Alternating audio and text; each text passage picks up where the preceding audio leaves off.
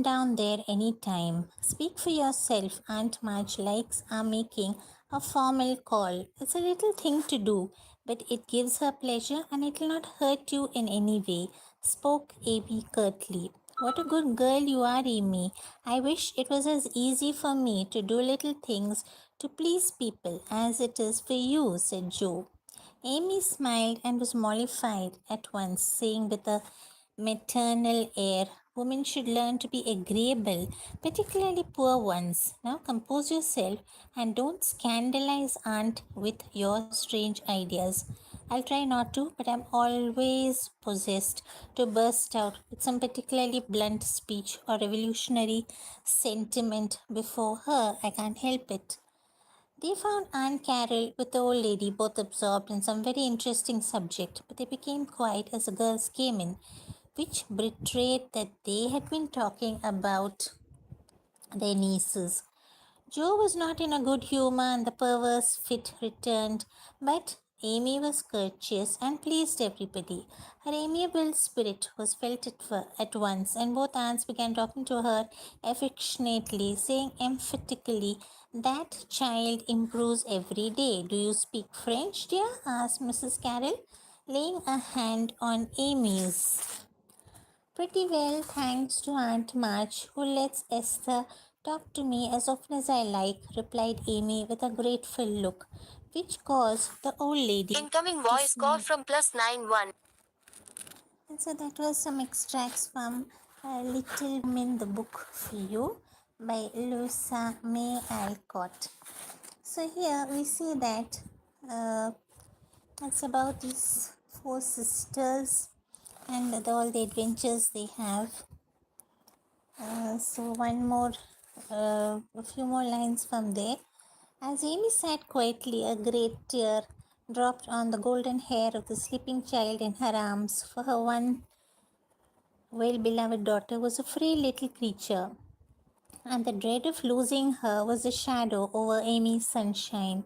Amy's nature was growing sweeter, Laurie was growing more serious and firm.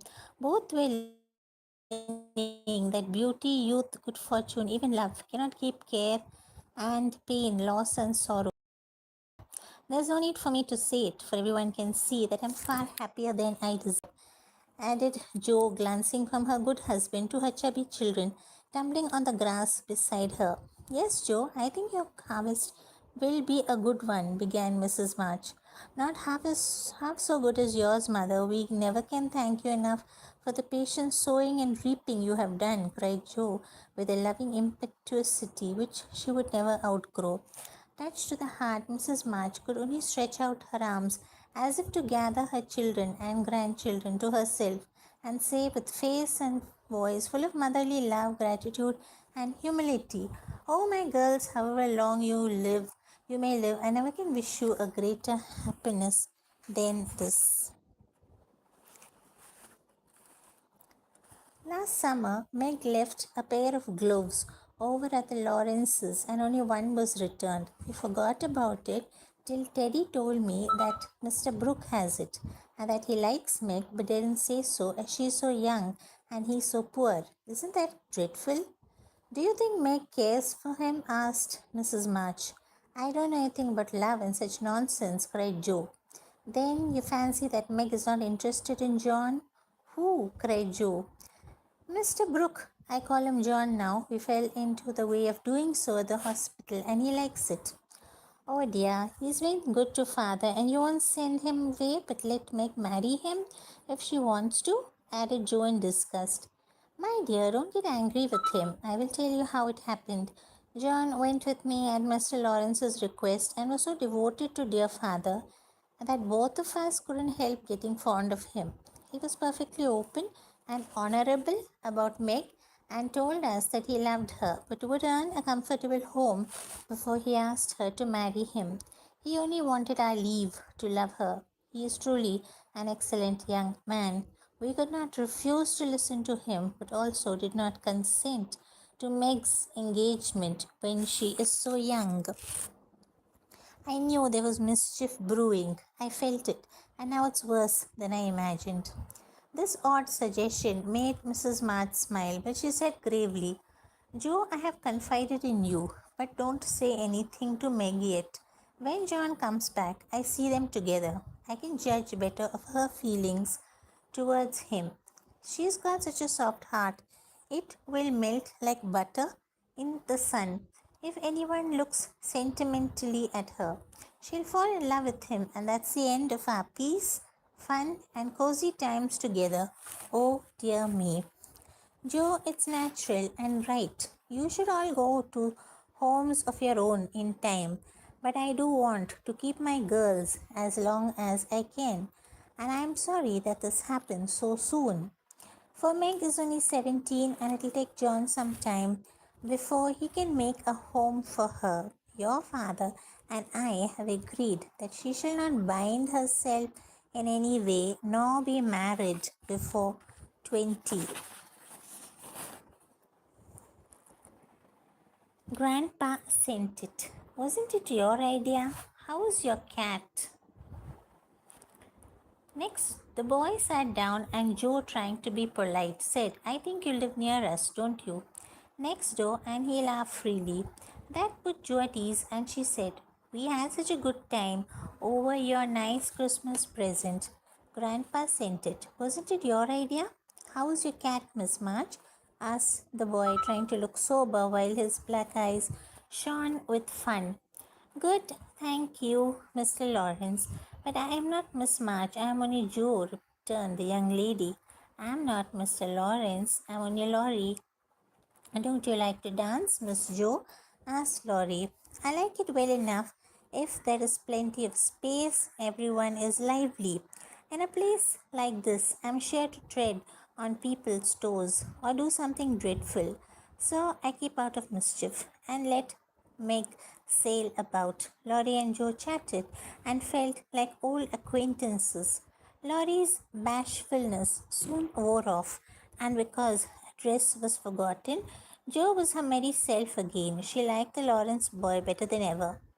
Just then she remarked, That's a splendid polka.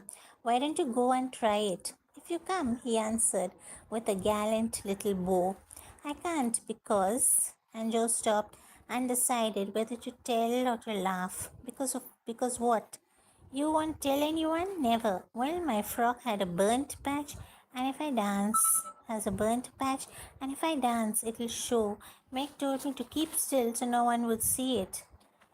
Laurie paused for a minute before saying, Never mind. There's a big hall over there where we can dance gaily and no one will see us. Let's go. The hall was empty and they had a grand polka, for Laurie danced well and taught her the German step, which, being full of swing and spring, delighted Joe. When the music stopped, they sat on the stairs to get their breath. Just then, Meg appeared in search of her sister. She looked very pale and in pain. I've sprained my ankle. It aches so badly that I can hardly stand.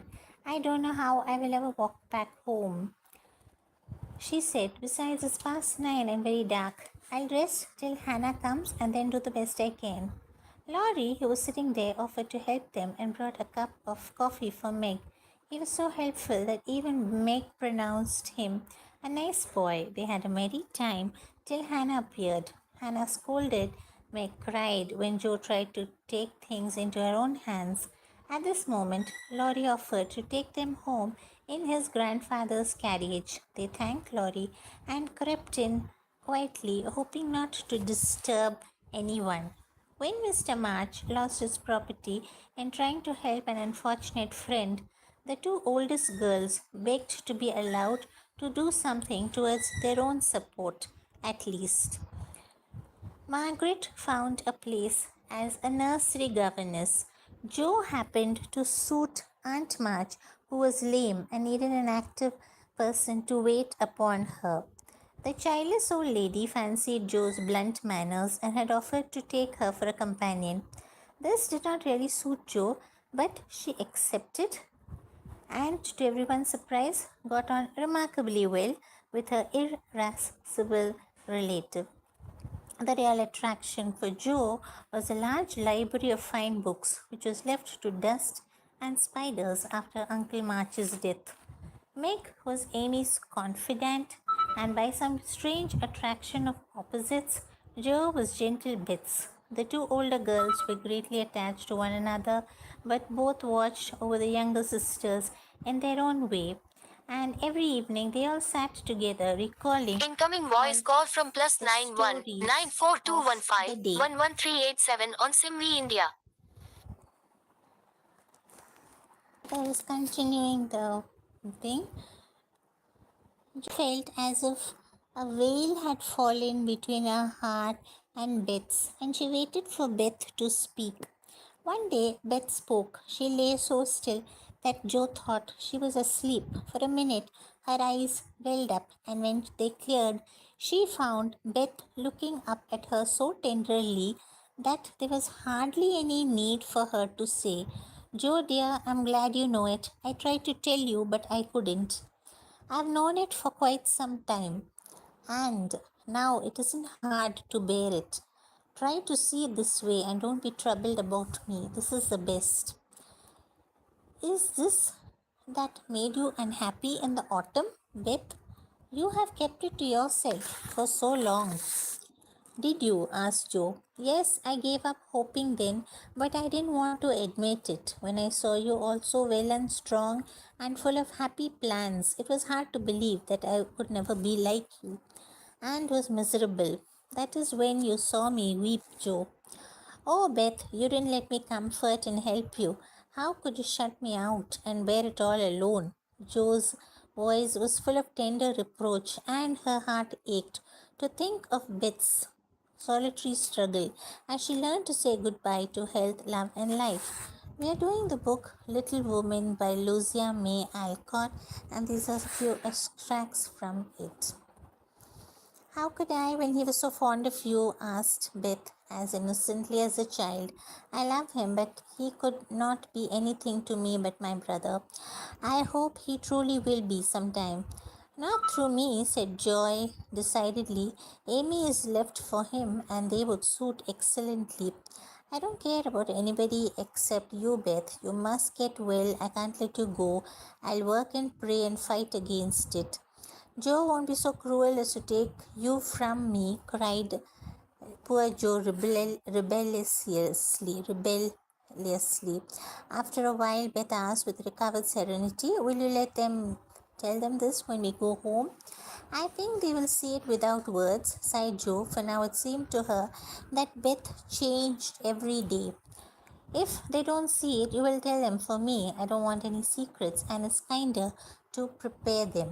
She was right. There was no need for any words when they there was no need for any words when they got home. Father and mother saw what they had prayed to be saved from seeing.